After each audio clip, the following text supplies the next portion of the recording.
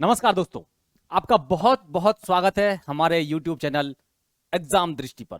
साथियों, आज मैं आपके सामने हाजिर हूं एक बहुत बहुत इंपॉर्टेंट टॉपिक लेकर के, जो कि जैसा बहुत ज्यादा ये न्यूज में है। ये जो टॉपिक है, क्योंकि फीफा ने AIFFA को अभी जो निलंबित कर दिया है। क्या कारण है, क्या है पूरा इश्यू, सारी चीजों को डिस्कस करेंगे। बहुत बड़ी समस्या क्रिएट हो गई है, क्योंकि जैसा कि आप जानते हैं, जो अंडर 17 फीफा वर्ल्ड कप है, महिला वर्ल्ड कप, वो भारत में होने वाला है, ओडिशा में होने वाला था अक्टूबर में। लेकिन अब दिक्कत ये आ गई है कि फीफा ने जो भारत में जो संस्था है, जो वर्ल्ड कप यहां कराने वाली थी, जो भारत में टूर्नामेंट जो कराने वाली थी फुटबॉल से संबंधित, उसको ही सस्पेंड कर दिया है साथियों। तो इसके बारे में चलिए डिस्कशन करते हैं, पूरा क्या है इश्यू, क्या है पूरा मामला, क्या है इन सारी चीजों के साथ में। देखिए, अगर बात करें इस सारी चीजों की, तो अभी हाल ही में सुप्रीम कोर्ट के द्वारा एक बेंच का भी गठन कर दिया गया है डीवाई चंद्रचूड़ जी के अध्यक्षता में। और इन्होंने कहा है कि इन्होंने केंद्र सरकार से कहा है कि आप जो भी समस्याएं हैं, जो भी प्रॉब्लम आ रही है, और जो भी फीफा के साथ में जो आइस है, उसको किसी भी तरह से ब्रेक किया जाए, सारे इश्यू को सॉल्व किया जाए। क्लियर दोस्तों। और इसके अलावा देखिए, सुप्रीम कोर्ट ने सेंट्रल गवर्नमेंट से भी कहा है कि जो मेजर्स आपको लेने हैं, जो भी स्टेप्स आपको लेने हैं, वो स्टेप्स लीजिए, फीफा के साथ में सारी समस्याओं को सॉल्व करिए, सारे इश्यू को जल्दी से शॉर्ट आउट करिए, क्योंकि हम नहीं चाहते कि वर्ल्ड कप किसी दूसरी जगह शिफ्ट हो। क्योंकि जैसा कि आप जानते हैं साथियों, अंडर 17 वर्ल्ड कप, महिला वर्ल्ड कप कहां होने वाला है? भारत में होने वाला है। और ये सुप्रीम कोर्ट ने कहा भी है कि ये शेड्यूल पर होना चाहिए, जैसा शेड्यूल निर्धारित है वो शेड्यूल पर ऑन द शेड्यूल होना चाहिए। तो साथियों, इसमें देखो, आगे चलते हैं इसको, लेकिन इससे पहले इसकी जो पीडीएफ है हमारे टेलीग्राम चैनल पर आपको मिलेगी, और हमारा एप्लीकेशन आपको जरूर डाउनलोड कर लेना है। हमारे जो बैचेस चल रहे हैं, समर्पण बैच, मिशन एसडीएम 2.0, उन सभी को, अगर उन बैचेस से आप जुड़ना चाहते हैं तो उन बैचेस को आप जरूर जुड़ें। क्लियर दोस्तों। अब ये मामला क्या है, देखिए, अगर इस मामले की पूरी बात करें तो यहां पर आप लोग अलग अलग मीडिया हाउसेस के, यहां पर आप लोग ये आर्टिकल्स देख सकते हैं। फीफा बैन्स AIFF, यानी कि All India Football Federation, what went wrong in the span of a month. AIFF यानी कि All India Football Federation ban by FIFA. Supreme Court direct central government to take steps to lift ban, ensure under 17 World Cup is held in India. क्योंकि India में होने वाला है ये world cup. क्या है इसके मायने, क्या है, क्या फर्क पड़ने वाला है इन सब चीजों से, जो फीफा ने AIFF को जो बैन कर दिया। नेक्स्ट ये रहा, FIFA's decision to suspend India unfortunate, says surprised COA। तो दोस्तों चलिए इसका जो डिस्कशन हम स्टार्ट करते हैं। सबसे पहले हम देख लेते हैं कि अखिल भारतीय फुटबॉल महासंघ है क्या। पूरे इश्यू को बहुत ही अच्छे से डिस्कस करेंगे साथियों।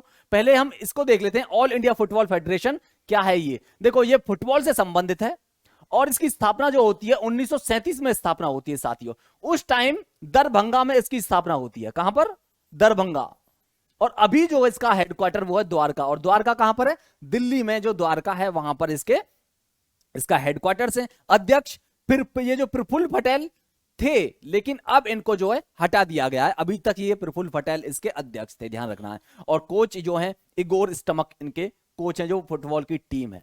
अब देखो, जो ये ऑल इंडिया फुटबॉल फेडरेशन है साथियों, ये काम क्या है इसका? भारत में जितने भी फुटबॉल से संबंधित जो भी टूर्नामेंट्स होते हैं, और जो भी टूर्नामेंट्स यहां पर कई लीग्स वगैरह, और अंडर 17 जो यहां पर अभी वर्ल्ड कप होने वाला, उन सभी को ये फुटबॉल फेडरेशन के द्वारा कराए जाते हैं। और कौन सी मिनिस्ट्री के अंतर्गत आता है? ये आता है youth affair and sports ministry के अंतर्गत ये आता है। क्लियर। ये जो फुटबॉल फेडरेशन है, सभी तरह के यहां पर फुटबॉल टूर्नामेंट्स को रन करती है, ये लीग्स को नेशनल लेवल पर, और सभी जो नेशनल लेवल पर हो चाहे स्टेट लेवल पर, सभी को कौन, लीग्स वगैरह ये कौन करवाती है? ये करवाती है साथियों AIFF। क्लियर। और इसके अलावा जो इंडियन नेशनल फुटबॉल टीम है, उसको भी मैनेज, चाहे वो पुरुष फुटबॉल टीम हो या फिर महिला फुटबॉल टीम हो, उसको भी ये निर्धारित करती है। कब इसका, अब हम, ये तो होगी बात, हमने जो बात करी AIFF की, यानी कि सारे टूर्नामेंट जो भारत में नेशनल लेवल पर, स्टेट लेवल पर, लीग्स वगैरह, वो सभी काम कराना किसका है? AIFF का। जबकि फीफा की अगर बात करें साथियों, तो फीफा की ये जो स्थापना होती है, वो होती है 21 मई 1904 को पेरिस में इसकी स्थापना की जाती है। और हेडक्वार्टर इसका ज्यूरिख में है। ध्यान रखना, हेडक्वार्टर कहां पर है? ज्यूरिख में इसका हेडक्वार्टर है, स्विट्जरलैंड में। प्रेसिडेंट ये गियानी इन्फेंटिनो इसके प्रेसिडेंट है, और मेंबर्स हैं इसके 211 नेशनल एसोसिएशन, यानी कि अलग अलग देशों की जो एसोसिएशन है, जैसे कि भारत में AIFF all India Football federation, उसी तरह के अलग अलग देशों में ये सभी नेशनल एसोसिएशन इसके सदस्य हैं। क्या रिस्पॉन्सिबिलिटी है इसकी, फीफा की? देखिए, फीफा की रिस्पॉन्सिबिलिटी है कि इंटरनेशनल लेवल पर जो भी टूर्नामेंट्स होते हैं फुटबॉल से संबंधित, उनको ऑर्गेनाइज करती है, उनको प्रमोशन करती है, उनको प्रमोट करती है, और ये वकालत करती है कि जो खेल हो रहा है फुटबॉल से संबंधित वो फेयर प्ले हो, यानी कि उसमें किसी भी तरह की कोई भी धांधली ना हो, पूरी पारदर्शिता के साथ में खेलो, ये सुनिश्चित करती है फीफा फुटबॉल से संबंधित। क्लियर? और ये रूल्स, नियम, कानून बनाती है फुटबॉल के लिए। लेकिन आप लोगों को याद रखना, ये केवल और केवल फीफा ही नहीं है, केवल सोलली बॉडी नहीं है जो यही नियम बनाए, इसके ऊपर भी एक और बॉडी है। तो अब आप सोचेंगे कि साहब अभी तो आप कह रहे थे कि फीफा सबसे सर्वोच्च बॉडी है फुटबॉल से संबंधित। जी हां है, लेकिन रूल्स वगैरह जो निर्धारित करती है वो एक अन्य बॉडी है जिसका फीफा अपने आप में एक मेंबर है, इंटरनेशनल फुटबॉल एसोसिएशन बोर्ड। ये इस एसोसिएशन बोर्ड का मेंबर है कौन? फीफा। और यही फीफा के लिए यही सब चीजें, रूल्स वगैरह निर्धारित करती है आप लोगों को, ये सारी चीजें। यहां तक हमने बात कर ली। अब देखो, ये जो अब फीफा ने जो बैन किया है साथियों ऑल इंडिया फुटबॉल फेडरेशन को, ये भारत के लिए सेटबैक क्यों है? सेटबैक इसलिए है साथियों क्योंकि इसके बाद में भारत किसी भी जो फुटबॉल के टूर्नामेंट्स होंगे, चाहे वो भारत में हो रहे हो चाहे कहीं बाहर हो, तो हमारी जो टीम्स है, चाहे वो महिला टीम हो या फिर फुटबॉल की पुरुष टीम हो, वो इसमें भाग नहीं ले सकती है, सबसे पहली चीज।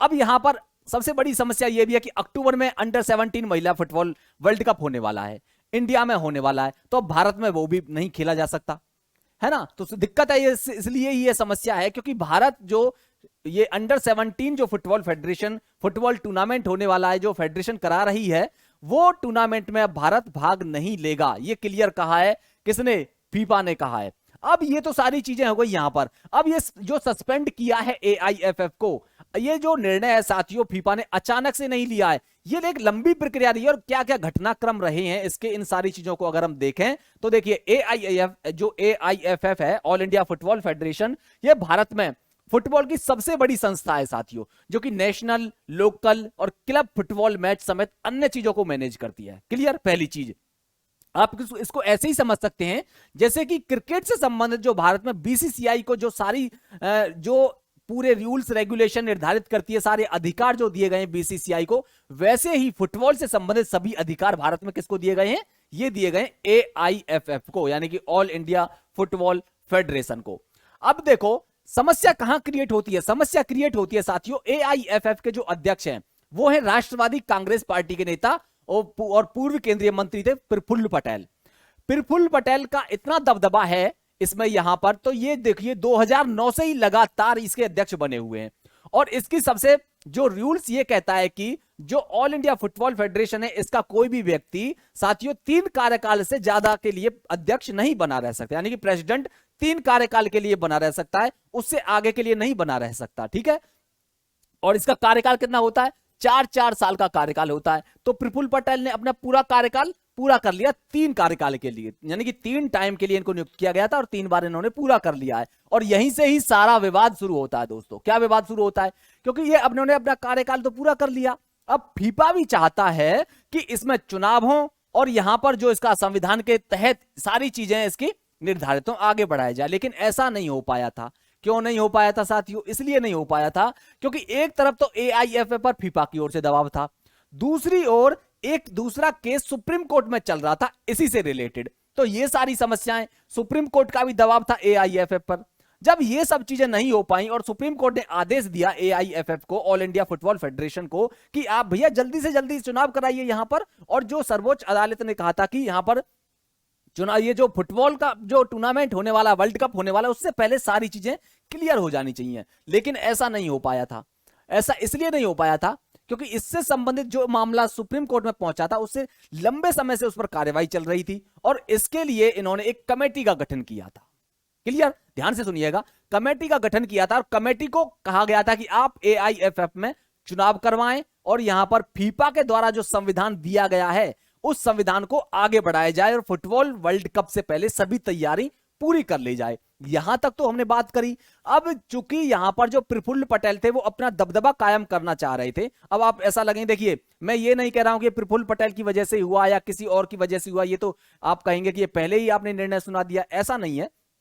क्योंकि सुप्रीम कोर्ट में जो प्रफुल्ल पटेल ने इनको अध्यक्ष पद से हटा दिया था, इनको प्रफुल्ल पटेल को सुप्रीम कोर्ट ने क्या हटा दिया था, अध्यक्ष के पद से इनको हटा दिया गया, क्योंकि जब यहां पर चुनाव नहीं हो पा रहे सही से, और इन्होंने कहा कि दिसंबर 2022 में जो होने वाले चुनावों को अभी तक इन्होंने टाला हुआ था, ये सुप्रीम कोर्ट का कहना था। ये क्लियर, जब इनको हटा दिया गया था, इसके बाद में जो सीईओ जो कमेटी नियुक्त कर रही थी, किसने, सुप्रीम कोर्ट ने, उनको इन्होंने फुटबॉल को जो संभाल रही थी, इस क्लब को संभाल रही थी ये जो, और देखिए आप यहां पर देखिए जो ये सीओए थी ना साथियों, इसमें बड़े एमिनेंट मेंबर्स थे, इसमें सुप्रीम कोर्ट के जजेस थे, इसमें बहुत बड़े बड़े पद पर जो ओहदे पर बैठे हुए व्यक्ति थे इसमें, लेकिन बावजूद इसके चूंकि यहां पर जो एआईएफएफ में जो कुर्सी संभाल रहे थे उनका इतना दबदबा था कि ये अपना काम सही से नहीं कर पाई थी, और ये इसीलिए फीफा का कहना है कि जब अध्यक्ष को जो प्रफुल्ल पटेल है उनको जब हटा दिया गया और सुप्रीम कोर्ट ने कहा कि आप ये फीफा के जो एआईएफएफ के सारे कामों को आप संभालेंगे, तो यहीं से दिक्कतें शुरू हुई, और फीफा का कहना है कि हम जो है ये जो थर्ड पार्टी का जो इंटरवेंशन जो चल रहा है हम वो नहीं सहन कर सकते, और इसी आधार पर फीफा ने एआईएफएफ यानी कि ऑल इंडिया फुटबॉल फेडरेशन को क्या कर दिया साथियों, बैन कर दिया। समझ में आया किस बैन कर, अब ये थर्ड पार्टी कौन है, ये देखो एक तरफ तो एआईएफएफ और दूसरी तरफ है फीफा, और तीसरी पार्टी है वो और कोई नहीं, वो है सुप्रीम कोर्ट। तो फीफा का कहना है कि चूंकि सुप्रीम कोर्ट का इंटरवेंशन यहां पर बढ़ रहा है, इसीलिए हम एआईएफएफ को क्या कर देते हैं, बैन कर देते हैं। समझ में आया आपको ये सारी चीज, यहां तक की कहानी। अब देखिए इसका क्या मायने होंगे, इसका क्या फर्क पड़ेगा, क्योंकि भारत में जो फुटबॉल से संबंधित टूर्नामेंट होते हैं उनको कौन कराता है, उनको कराता है दोस्तों एआईएफएफ यानी कि ऑल इंडिया फुटबॉल फेडरेशन। अब जब ये निलंबित हो गई है, अब जब ये सस्पेंड हो गई है, तो कौन कराएगा, कोई नहीं करा पाएगा। इसीलिए फीफा का ये भी कहना है कि चूंकि एआईएफएफ को हमने ये जो निलंबित कर दिया, सस्पेंड कर दिया, तो भारत जो है आगे आने वाले किसी भी टूर्नामेंट में भाग नहीं लेगा। अंडर 17 जो वर्ल्ड कप होने वाला भारत में, वो भी भारत में ना करा करके हम कहीं दूसरी जगह शिफ्ट कर देंगे। लेकिन यहीं पर एक विंडो भी ओपन कर रखी है फीफा ने, उन्होंने कहा है कि एक पॉजिटिव रिस्पांस के लिए हम लोग चाहेंगे कि इस सारे इश्यू को बहुत ही अच्छे से इसको सॉर्ट आउट कर लिया जाए, और सरकार भी चाहती है, सुप्रीम कोर्ट ने भी ये डिसीजन दिया है, सरकार से कहा है कि जितने भी मेजर्स लिए जाएं, मेजर लिए जाएं, जितने भी स्टेप्स उठाए जाएं आपको जल्दी से उठाए जाएं, और सारे मामलों को निपटाया जाए, बहुत जल्दी निपटाया जाए, ताकि जो अंडर 17 जो वर्ल्ड कप होने वाला है उस पर किसी भी प्रकार का कोई आपत्ति ना हो। लेकिन देखना होगा, क्योंकि साथियों अक्टूबर तक लग नहीं रहा है, क्योंकि चुनाव भी कराने हैं इसमें एआईएफएफ में, तो हो सकता है जो अंडर 17 वर्ल्ड कप होने वाला वो कहीं और दूसरी जगह शिफ्ट कर दिया जाए। तो ये था पूरा जो इसके फीफा ने जो सस्पेंड किया एआईएफएफ को, इस पूरे मामले को हमने यहां पर डिस्कशन किया है। उम्मीद करता हूं आपको चीजें सही लगी होंगी, कंटेंट आपको बहुत कुछ अच्छा लगा होगा, बहुत कुछ आपको नॉलेज मिली होगी। तो इसी के साथ में वीडियो का एंड करते हैं, मिलते हैं नेक्स्ट वीडियो में। Thank you.